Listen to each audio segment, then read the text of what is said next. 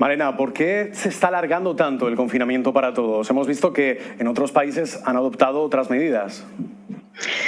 Hombre, hay que tener en cuenta que España se hizo justo lo contrario a las recomendaciones e informes de muchos organismos, por lo que el estado de alarma fue decretado una semana más tarde como mínimo de lo que debería haberse hecho. Sumado esto a la dudosa, tardía, digamos, gestión del material, pues tenemos un resultado exponencialmente grave en comparación con esos otros países que usted comenta. O sea, nuestra curva de contagios y fallecidos es que ha batido récords y todavía seguimos sin controlarlo del todo. Claro, por eso el confinamiento era más que necesario y sigue siéndolo en las zonas de alto riesgo.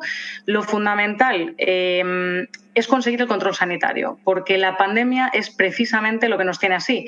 Y por el camino que vamos, sin test masivos y con el retraso del estudio epidemiológico, que de hecho salió ayer, quiero recordar, que todavía no se tiene claro, se nos puede complicar muchísimo. Hay otros países que realmente lo han hecho de una forma distinta desde el principio, se han anticipado y han realmente atendido a esas recomendaciones y lo están llevando con una planificación y con un desconfinamiento inteligente, con una actividad económica incluso que ya está empezando a volver a subir, como es el caso de Singapur, de Corea del Sur, de Japón, de República Checa, de Alemania, Austria, etcétera. Claro, son modelos de actuación que tendríamos que imitar, sin lugar a dudas.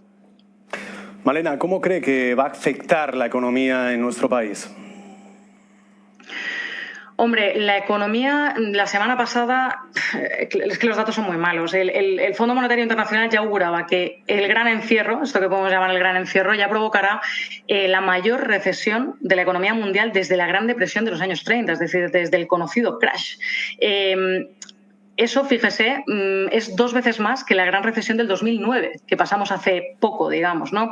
En España, ahora mismo, desde el Fondo Monetario, se señala un informe de expectativa económica que pone el Producto Interior Bruto en una caída del 8%, el Banco de España lo pone en el 13% y el paro al 21%. Esto que a la gente le pueden sonar solo números, pues yo les digo, son realmente graves. Por ejemplo, en República Checa nos estamos situando en un 5% de paro. Aquí es probablemente en un 21%. Claro, esto va a traer... tiene un pronóstico realmente malo. El resumen de causa-consecuencias, claro, o sea, a peor gestión sanitaria, mayor confinamiento, a mayor confinamiento, mayor desaceleración. Es decir, es lógico, muchas empresas y muchos autónomos no van a poder soportarlo y encima muchas de las medidas del gobierno van dirigidas a poner el peso sobre sus hombros, pues claro, con nula productividad, con nulos ingresos, mismos costes fijos, mismos impuestos, pues esa cadena de impagos y de quiebras la vamos a sufrir, ¿no? Entonces, es imprescindible que el Gobierno central tome una serie de medidas que yo ya no creo que las tome realmente porque está bastante cerrado con el tipo de gobierno que tenemos, como sería la supresión fiscal, ¿no? Intentar métodos de inyección de liquidez, avales en otras condiciones, reajustar presupuestariamente las partidas, la ayuda de la Unión Europea, que ya estamos viendo cómo se están manejando, se está debatiendo, ¿no? Esos puntos para una reconstrucción financiera. Y algo fundamental, que es que ese desconfinamiento y esa reactivación económica se realice ya desde una planificación de las comunidades autónomas. Por el momento el Gobierno central parece que no está por la labor. Yo lo veo una absoluta negligencia. Tenemos que empezar a diversificar esas medidas. Las Islas Baleares viven en gran parte del turismo. ¿Cómo cree que va a afectar la insularidad de nuestro archipiélago por esta crisis a nivel económico y cuáles son las posibles soluciones? A ver, vamos a ver, sumado a las medidas de base económica general que ya comentaba anteriormente, que yo creo, bajo mi punto de vista, están faltando, lo que va a afectar, como todos sabemos, de forma dramática es el efecto sobre el turismo y, por ende, sobre una parte importante de la hostelería.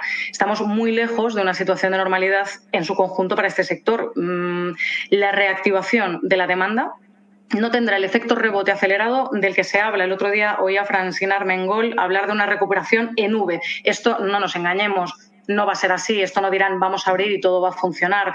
Va a haber mucho rezagamiento económico y van a haber una implementación de medidas muy diferentes. Es decir, tenemos un escenario macroeconómico complejo en toda Europa, en todo el mundo, con los mercados afectados y con un efecto psicológico que nos genera y nos va a seguir generando una desconfianza, ¿no? Entonces, ese también descenso de la renta disponible por la situación económica, pues el gasto vacacional se va a ver y se está viendo afectado ya por los bajos ingresos que tienen las personas, ¿no? Claro, esto es un problema muy grande. Pensemos que en Baleares unas 200.000 familias viven de este sector. Eso es aproximadamente un 60% de la actividad. El Gobierno debe negarse, esta es mi opinión, en rotundo a seguir las directrices del Gobierno central de tener la actividad paralizada hasta final de año. Eso es una locura. Hay que apostar ya por un desconfinamiento inteligente, tras el estado de alarma, por supuesto, según las condiciones y riesgos de cada comunidad.